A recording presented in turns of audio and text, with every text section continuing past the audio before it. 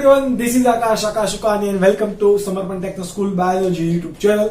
તમે જોઈ રહ્યા છો ચેપ્ટર નંબર 6 સપુષ્પી વનસ્પતિઓની અંતઃસ્થ રચના.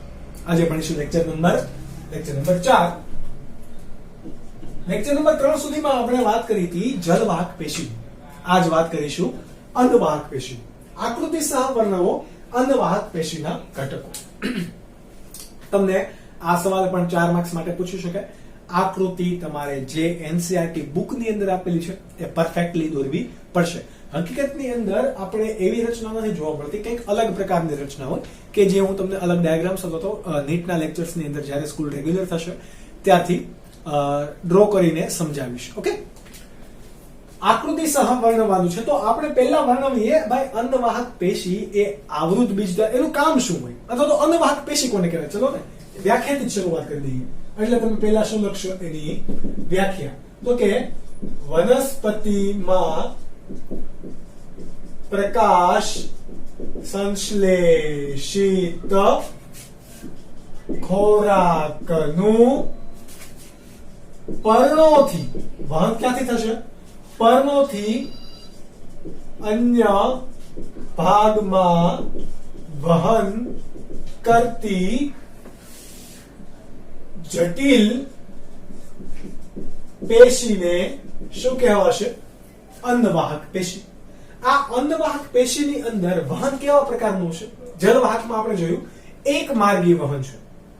અંડવાહકની અંદર દ્વિમાર્ગી વહન થશે. દ્વિમાર્ગી માટે આપણે આવી રચના અત્યારે ડ્રો કરી શકીએ. બરાબર, કેવું વહન છે? દ્વિમાર્ગી. દ્વિમાર્ગી વહન કઈ રીતે થશે એ પણ તમારે સમજવું હોય તો સપોઝ કે પર્ણોએ પ્રકાશ સંશ્લેષણ કર્યું અને મૂળને ખોરાકની જરૂરિયાત છે તો એ એક તરફ તો વહન થશે. હવે આ ખોરાકનો સંગ્રહ થઈને તમે ભણી ગયા કે ગાજર, બટાટા વગેરે પ્રકારનો ભાગ, આ બધા ઘટકો ખોરાકનો સંગ્રહ કરે છે. હવે કોઈ વનસ્પતિમાં કોઈ વાતાવરણમાં દુકાળ પડે છે અને વનસ્પતિ એ પ્રકાશ સંશ્લેષણ કરી નથી શકતી, પરંતુ એને જીવન ટકાવવું છે તો આ ખોરાક કરેલો સંગ્રહ મૂળમાં હશે કે પ્રકાંડમાં હશે. એ ઘટકો પર્ણ સુધી અથવા તો મૂળથી પ્રકાંડ સુધી પણ જાય છે કે નથી જતા? તો વહન એક માર્ગી ન થતા વહન કેવું થયું? દ્વિમાર્ગી. એટલે કે બંને દિશામાં ખોરાકનું વહન થશે. હવે વનસ્પતિ, તમે એક વસ્તુ સમજી લો કે વનસ્પતિની અંદર ખોરાક નિર્માણ કયા સ્વરૂપે થશે? ખોરાક નિર્માણ કયા સ્વરૂપે થાય? તો કે ગ્લુકોઝ સ્વરૂપે. કયા સ્વરૂપે? ગ્લુકોઝ સ્વરૂપે. ખોરાક અથવા તો શર્કરાનું વહન કયા સ્વરૂપે થશે? સુક્રોઝ સ્વરૂપે. કયા સ્વરૂપે? સુક્રોઝ. જ્યારે ખોરાકનો સંગ્રહ કયા સ્વરૂપે થશે? આ બધાથી વિપરીત, એટલે કે બધાનો પોલિમર સ્ટાર્ચ. ગ્લુકોઝ એટલે કે શર્કરાનો એક ઘટક, સુક્રોઝ એટલે કે શર્કરાના બે ઘટક, અને આ ગ્લુકોઝના અસંખ્ય ઘટકો ક્રમબદ્ધ રીતે એકબીજા સાથે જોડાઈ લાંબો પોલિમર બનાવે. એ કોણ? સ્ટાર્ચ. તો આ ઘટક તમારે યાદ રાખવાનું, ગાંઠ મારી લેવાની. બરાબર, આ યાદ રહેવું જોઈએ. હવે આપણે બે પ્રકારની વનસ્પતિ હોય. કઈ કઈ? અનાવૃત બીજધારી વનસ્પતિ અને આવૃત બીજધારી વનસ્પતિ. આ આવૃત બીજધારી વનસ્પતિ અને અનાવૃત બીજધારી વનસ્પતિ બંનેની અંદર અંડવાહક પેશીની અંદર શું જોવા મળશે? વિવિધતા. જો આપણે વાત કરીએ આવૃત બીજધારી વનસ્પતિની, તો આવૃત બીજધારી વનસ્પતિની અંદર કયા કયા ઘટકો જોવા મળશે? ચાલની નલિકા, ત્યારબાદ સાથી કોષો, ત્યારબાદ અન્નવાહક. આવી રીતે લખીએ. બરાબર, અન્નવાહક, મૃદુતક અને અન્નવાહક તંતુ અથવા તો એને કહેવાશે રસવાહિની તંતુ. અન્નવાહક તંતુને બીજું શું કહેવાય? રસવાહિની તંતુ. જ્યારે અનાવૃત બીજધારી વનસ્પતિમાં વાત કરીએ તો એની અંદર આ ચાલની નલિકા કે સાથી કોષો જોવા મળતા નથી. કોની અંદર? અનાવૃત બીજધારી વનસ્પતિમાં. તો શું જોવા મળે? અનાવૃત બીજધારી વનસ્પતિઓ આલ્બ્યુમિન યુક્ત કોષો. આલ્બ્યુમિન શું છે? પ્રોટીન કે જે ઈંડામાં મળે ને વ્હાઇટ કલરનું જે હોય એ આલ્બ્યુમિન પ્રોટીન. તો આ અનાવૃત બીજધારી વનસ્પતિઓ આલ્બ્યુમિન યુક્ત કોષો અને ચાલની કોષો ધરાવે છે. શું ધરાવે? આલ્બ્યુમિન એટલે કે આપણે અહીંયા લખી દઈએ પ્રોટીન. આલ્બ્યુમિન પોતે શું છે? પ્રોટીન યુક્ત કોષો અને સાથી કોષો ધરાવે. કોના બદલામાં? ચાલની નલિકા અને સાથી કોષોના બદલામાં. સોરી, સાથી કોષો નહીં, સાથી કોષો તો કેવા હોય? અભાવ હોય. ચાલની કોષો ધરાવશે. ઓકે, અને એમાં પણ અન્નવાહક મૃદુતક અને અન્નવાહક તંતુ તો હશે જ. એટલા માટે અહીંયા થોડોક એવો ડિફરન્સ પડે છે. આપણે વાત કરવાની છે કોની? આવૃત બીજધારી વનસ્પતિની અંદર. આવૃત બીજધારી વનસ્પતિની અંદર જો વાત કરવી હોય તો સૌથી પહેલા કોની વાત કરીએ? ચાલની નલિકાની. કોની? ચાલની નલિકાની આપણે આકૃતિ પણ દોરવાની છે. તો અહીંયા સેન્ટરમાં આપણે શું દોરીએ? આકૃતિ. ચાલની નલિકા કેવા પ્રકારની છે? તો કે આમ લાંબી નળાકાર રચના કે જે એક એક ચાલની ઘટકોની બનેલી હશે. બરાબર? કેવી હશે? ચાલની ઘટકોની બનેલી સંયુક્ત લાંબી નલિકાકાર અને આયામ રીતે એક આજુ આયામ અનુપ્રસ્થ, આયામ અનુપ્રસ્થ. ઓકે, આ બે દિશા તમને ખ્યાલ છે. આયામ રીતે દરેક ચાલની ઘટકો ગોઠવાયેલા છે. આ એક ઘટક, આ બીજું ઘટક, ત્રીજું ઘટક સંયુક્ત રીતે ગોઠવાઈને લાંબી નળાકાર રચના બનાવે છે કે જેને શું કહેવાય? ચાલની નલિકા. આ ચાલની નલિકાની અંદર કોષ રસ ક્યાં હોય? અંદરની ભરેલો હોય. બરાબર? કોષ રસ એનો બધે ક્યાં વયો જાય? પરિઘવર્તી ભાગે. કયા ભાગે? પરિઘવર્તી ભાગે. પરિઘવર્તી એટલે કે ફરતી કોર. તો વચ્ચે તો શું થવાનું? પોલાણ. એટલે વચ્ચેનો ભાગ કેવો હશે? ખાલી. આ ભાગે શું હશે? કોષ રસ. શું છે? કોષ રસ. તમે એક વસ્તુ જોયું, અહીંયા આ ચાલની ઘટકોને કોષ કેન્દ્ર નથી. જો આપણે ક્યાંય અહીંયા કોષ કેન્દ્ર દર્શાવ્યું છે નહીં. બરાબર? આ ચાલની ઘટકોની હજી જો વિશિષ્ટ રચનાની વાત કરીએ તો આ ચાલની ઘટકો જ્યાં બંને જોડાય છે ત્યાં નાના નાના નાના નાના નાના નાના નાના નાના સૂક્ષ્મ છિદ્રો વાળી રચના હોય જે સંયુક્ત રીતે અહીંયા પટ્ટી જેવી રચનાનું નિર્માણ કરે છે. એ ઘટકને શું કહેવાશે? ચાલની પટ્ટિકા. શું કહેવાશે? ચાલની પટ્ટિકા. આ ભાગ અંદરનો પોલાણનો ભાગ ચાલની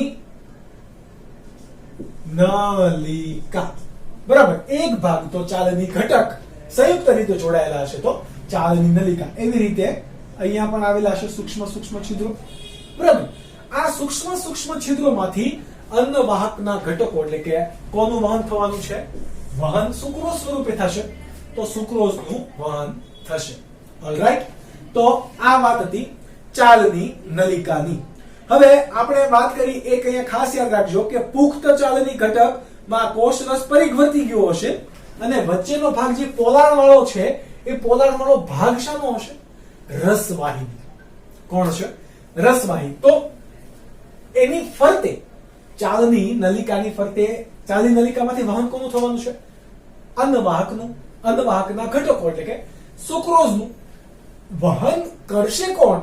અહીંયા કે આપણે મીટર મૂક્યું છે કે મોટર મૂકી છે કે ચલો પંપ મારીને વનસ્પતિના દરેક ભાગો સુધી પહોંચાડો?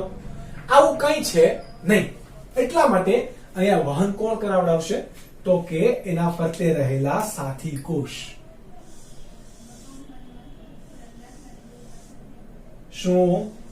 સાથી કોષ. આ બધા કોણ છે? સાથી કોષો. શા માટે એને સાથી કોષો કીધા નામ? કારણ કે એ ચાલની ઘટકો સાથે જોડાયેલા છે અને ચાલની આ સાથી કોષોના કોષ કેન્દ્રો એટલે કે આ બધા કોષ કેન્દ્રો છે. આ કોષ કેન્દ્રો એ ચાલની નલિકાની અંદર થતા ચાલની નલિકાની અંદર ખોરાકનું વહનનું નિયમન કોણ કરશે? સાથી કોષના કોષ કેન્દ્રો શાનું નિયમન કરશે? ચાલની નલિકાની અંદર થતા ખોરાકના ઘટકોનું વહનનું નિયમન. આ વહનનું નિયમન એટલે કે આમ એક માર્ગી નહીં હોય, કેવા હશે? દ્વિમાર્ગી હશે. આ એક એક ભાગ આ શું છે? સૂક્ષ્મ છિદ્ર. આ સૂક્ષ્મ છિદ્ર વાળો ભાગ શું રચે છે? ચાલની પટ્ટિકા. સમજ પડી? તો આ આવી રીતે સંયુક્ત શું હશે? નલિકામય ભાગ હશે. હવે આપણે જો વાત કરીએ સાથી કોષની. કોની? સાથી કોષ. તો આ સાથી કોષ કેવા પ્રકારના કોષ છે? સ્થૂલ કોણક, મૃદુતક, કેવા? તો આ વિશિષ્ટીકરણ પામેલા મૃદુતક કોષ છે. કેવા છે? વિશિષ્ટીકરણ પામેલા મૃદુતક કોષ. નીટ 2017 ની અંદર આ પૂછાઈ ગયું કે સાથી કોષ નીચેના પૈકી કયા પ્રકારના કોષ છે, પરંતુ ઘણા લોકોએ આને શું કર્યું હોય? અવગણી દીધું હોય. નાની નાની લાઇન્સ અવગણી દેતા હોય, પરંતુ આપણે એને અવોઇડ કરીશું નહીં. ઓકે, તો એ મૃદુતક કોષો કે જે કોની સાથે જોડાયેલા છે? ચાલની નલિકાના ઘટકો સાથે ગાઢ રીતે જોડાયેલા છે, જે રીતે તમે આકૃતિમાં જોઈ શકો એમ. હવે ચાલની નલિકાના ઘટકો અને સાથી કોષો તેની સામાન્ય આયામ દિવાલો વચ્ચે રહેલા ખાડા એટલે કે ગર્તો દ્વારા એકબીજા સાથે જોડાયેલા હોય. આ બંને જોડાયેલા છે, પરંતુ જો આની વચ્ચે શું રહેલા છે? ખાડા. એટલા માટે ચાલની નલિકા એ આ સાથી કોષોમાં રહેલા ખાડાની સાથે એકબીજા સાથે જોડાયેલા છે. એટલા માટે આપણને આવી રચના દેખાય. બાકી હોય તો કેવી? ગોળાકાર જ હોય. સમજ પડી? એને તમે હકીકતમાં આમ જોવા જાવ, બરાબર, તો આવી રચના હશે. હું તમને 3D ડાયાગ્રામ બનાવવાની ટ્રાય કરું, બની જાય તો વેલ એન્ડ ગુડ તમારા માટે. તો તમને સમજણ ઝડપથી પડી જશે.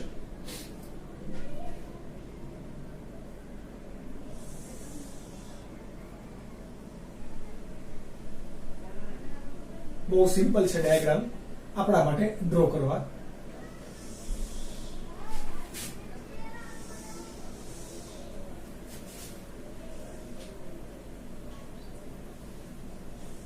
બરાબર, આ આપણે ચાલની નલિકા છે.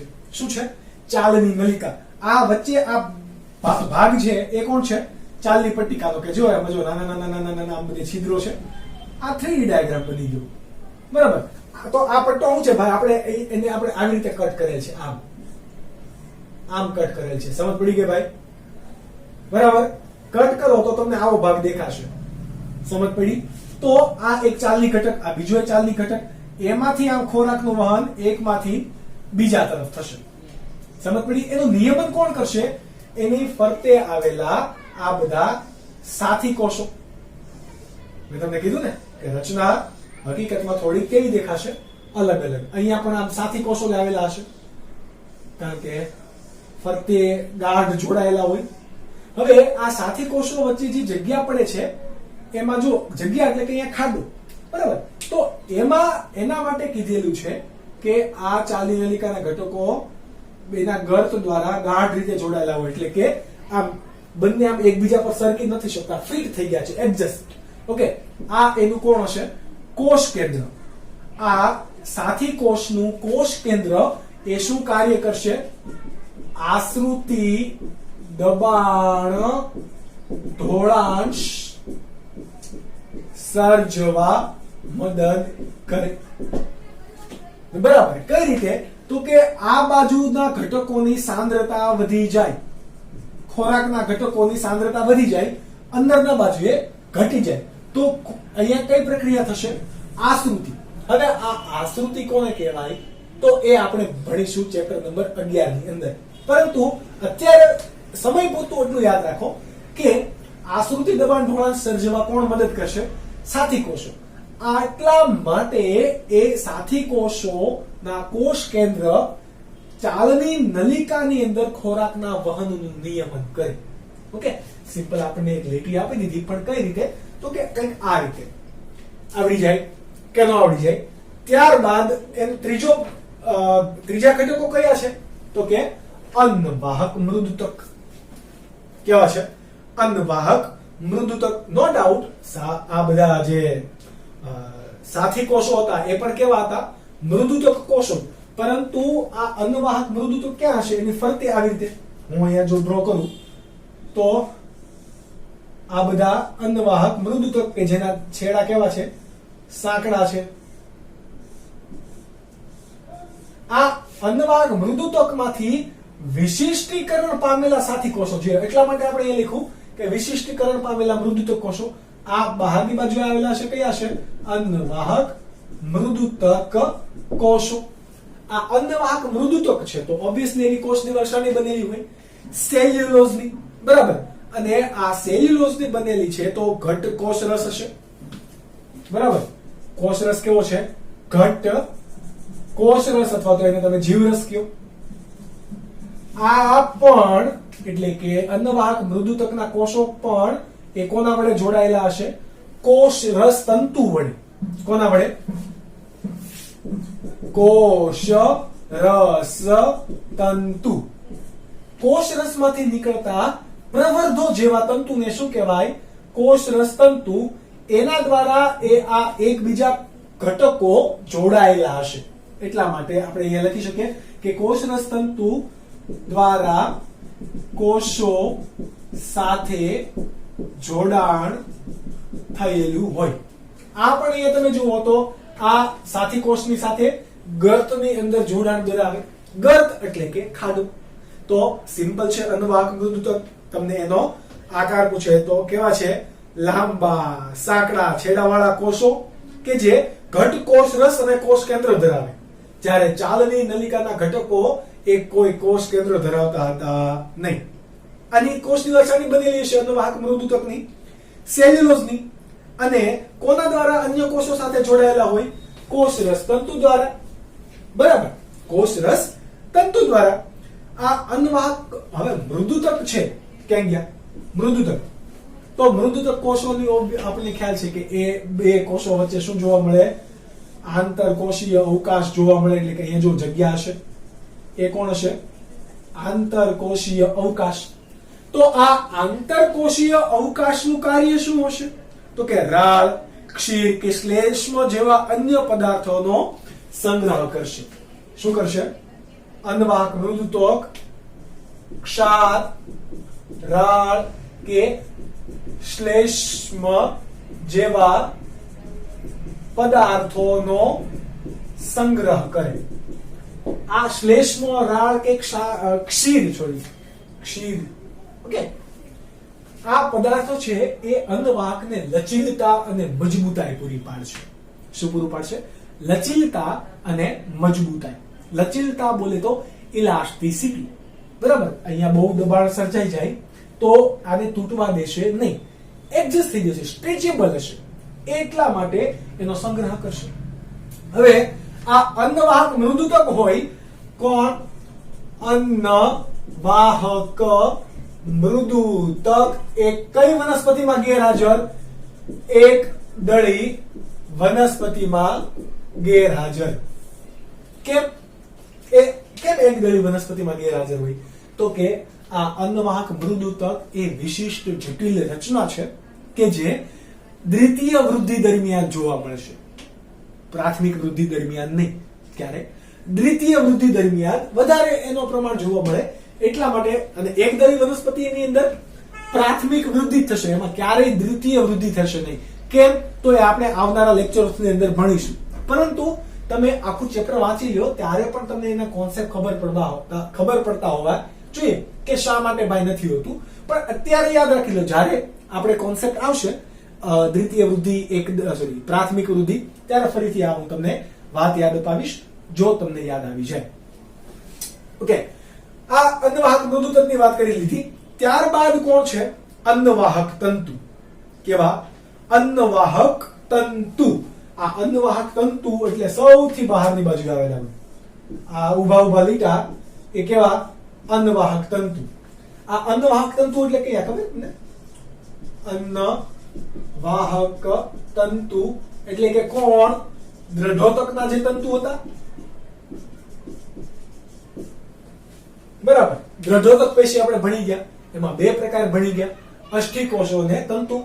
તો એ પૈકી આ તંતુ દ્રઢોતકના ક્યાં આવેલા છે? અન્નવાહકની સૌથી બહારની બાજુએ, કે જે એને શું પૂરું પાડે? મજબૂતાઈ પૂરી પાડે. ચલો, દ્રઢોતકના બનેલા છે તો એની કોષ દિવાલ શાની બનેલી હોય? લિગ્નિનની. શાની? લિગ્નિનની બનેલી કોષ દિવાલ છે.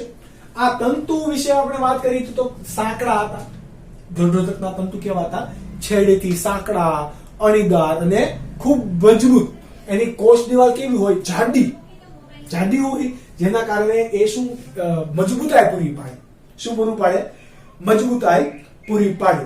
હવે આ ક્યાં જોવા મળશે? તો કે સામાન્ય રીતે જ્યારે પણ વનસ્પતિનો વિકાસ થતો હોય, અન્નવાહક પેશીનો વિકાસ થતો હોય, એ દરમિયાન એટલે કે પ્રાથમિક વૃદ્ધિ દરમિયાન આ અન્નવાહક તંતુ જોવા મળે નહીં. એટલે કે વનસ્પતિમાં તાત્કાલિક ઉદ્ભવ સમયે જ આ જોવા મળશે નહીં. પરંતુ જેમ જેમ વનસ્પતિ વિકાસ થશે વનસ્પતિનો, ઓકે, એમ અન્નવાહક તંતુ પરિપક્વ બનશે. પરિપક્વ બની જાય ત્યારબાદ દ્વિતીય વૃદ્ધિ થાય. વૃદ્ધિ એક વખત થઈ ગઈ, ફરીથી વૃદ્ધિ કરવાની છે, દ્વિતીય વૃદ્ધિ. એ દરમિયાન અન્નવાહક તંતુનું કામ આવશે. અન્નવાહક તંતુ પહેલા તો જીવરસયુક્ત હોય, જીવંત હશે, પરંતુ ધીરે ધીરે ધીરે ધીરે એ કેવા થઈ જાય? દ્વિતીય વૃદ્ધિ આવે અથવા તો અન્નવાહક પરિપક્વ બને ત્યાં સુધીમાં જીવરસ પોતે ગુમાવી દે, કોષરસ બધે ગુમાવી દીધો. કોષ કેવો બની ગયો? મૃત. અને તો ભાઈ પોતે દ્રઢોતક તંતુ, એટલે તો આપણે ખ્યાલ જ છે દ્રઢોતક તંતુ કેવો હોય? મૃત, ઘટ કોષરસ યુક્ત, કે જે ગુમાવી દીધેલ છે, હવે મૃત થઈ ગયો. એટલે કે જીવરસ વિહીન, જાડી દિવાલ યુક્ત અને સાંકડા છેડા યુક્ત, મજબૂત દિવાલ પણ આપણે એને કહી શકીએ. તો એ પ્રકારની આની રચના હશે. ત્યારબાદ આ તમે અન્નવાહક તંતુને લાઈવ એક્ઝામ્પલ પણ તમે જોઈ શકો. તમે કોથળો લ્યો, કોથળો શાનો બનેલો હોય? શણનો. સૂત્રેલી શાની બનેલી હોય? શણની. તો એમાં જે પેલા બધા રેસા છે ને, શણના રેસા, તો શણના રેસા એ બીજું કાંઈ નથી, અન્નવાહક તંતુ. કોણ? અન્નવાહક તંતુ. ઓકે, એની સિવાય તમારે હજી એક એક્ઝામ્પલ લેવું હોય તો અળસી પણ છે, ભાંગ પણ છે. ભાંગનું જે ફળ હોય, તમે એને તોડો એટલે વ્હાઈટ કલરના જે રેસા મળે છે, એ રેસા શું છે? અન્નવાહક તંતુ. એટલે કે આપણે એને બીજું શું કહી શકીએ? દ્રઢોતક તંતુ. બરાબર. તો એ અહીંયા જોવા મળશે. આની સિવાય અળસીનું ફરતેનું આવરણ, ઓકે, અળસીનું ફલાવરણ, એમાં પણ શું જોવા મળે? દ્રઢોતક તંતુ. એટલે કે કોણ? અન્નવાહક તંતુ. તો આ વાત હતી તમારા અન્નવાહક પેશીની.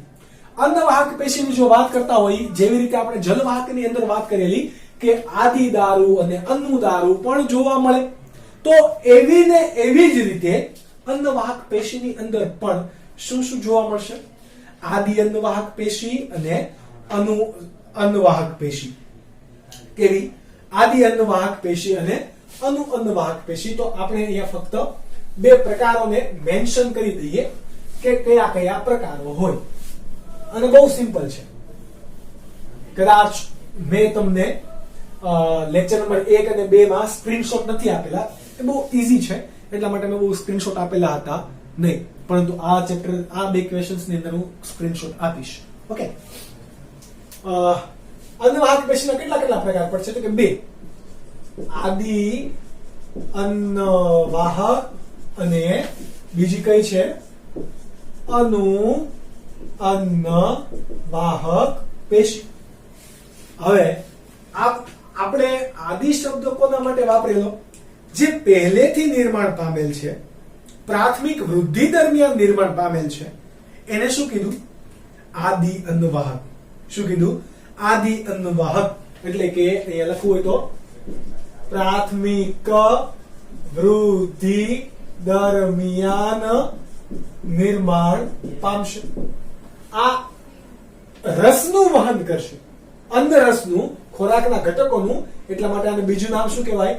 આદિ રસ વાહિની. કન્ફ્યુઝ નહીં થતા. આદિ રસ વાહિની તમને આપી દે તો આદિ દારૂ એટલે કે જલવાહક પેશીનો ઘટક નહીં સમજતા. રસ વાહિની અને જલ વાહિની, તે both are different things. Okay, આ ઘટક કેવા હશે? જે પહેલા બનેલા હોય તો એ કેવા હશે? સાંકડી હશે. કેવા? આદિ રસ વાહિની કેવી હશે? સાંકડી. બરાબર. પરંતુ જેમ જેમ વિકાસ થશે એમ કોણ બનશે? દ્વિતીય વૃદ્ધિ અથવા તો વિકાસ અથવા પરિપક્વતા દરમિયાન નિર્માણ જે પામે એને આપણે શું કીધું? અનુઅન્નવાહક. બીજું એનું નામ શું અપાય? અનુરસવાહિની. શું નામ અપાય? અનુરસવાહિની, કે જે કેવી હશે? આદિ અન્નવાહકના સાપેક્ષે પહોળી અને મોટી, કે જેની અંદરથી વધારે પ્રમાણમાં ખોરાકના ઘટકોનો આપણે વહન કરી શકીએ. તો આ વાત હતી અન્નવાહક પેશીના ઘટકો અને તેના પ્રકારોની રચના. ઓકે, આકૃતિ તમારે દોરવાની, વ્યવસ્થિત તમારે નામ નિર્દેશન કરવાનું. દરેકે દરેક ઘટકો ચાલની નલિકા, સાથી કોષો, અન્નવાહક મૃદુતક અને અન્નવાહક તંતુને તમારે સ્ટેપ બાય સ્ટેપ આવી રીતે 1 2 3 4 વર્ણવી દીધું. ત્યારબાદ એના ટોપિક એની અંદર આવી રીતે વર્ણવવાનું.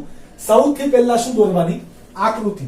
આકૃતિ જ્યારે દોરાઈ જાય એટલે નીચે બ્રેકેટમાં લખી દેવાનું કે આવૃત બીજધારી વનસ્પતિની અન્નવાહક પેશી અથવા તો અન્નવાહક પેશીની અંતઃસ્થ અથવા તો અન્નવાહક પેશીની આંતરિક રચના. આ લખવાનું, કારણ કે તમે શું દોર્યું હોય ને કોઈકને શું લાગતું હોય એ કોને ખબર. એટલા માટે નીચે લખી દેવાનું કે ભાઈ શું દોરેલું છે તમે. ઓકે, તમે જુઓ આવું આપણે દોરીએ છીએ અને આવું કંઈક છે. they are both different things, you know. તો એટલા માટે નીચે લખવાનું કે તમે શું દોર્યું છે. ઓલરાઈટ, તો મળીએ આપણે લેક્ચર નંબર 5 ની અંદર આધારોતક પેશી, વાહક પેશી કોને કહેવાય એના વિશે વાત કરીશું. ત્યાં સુધી તમે વાંચતા રહો, મહેનત કરતા રહો, નોટ ડાઉન કરતા રહો. Bye bye and take care.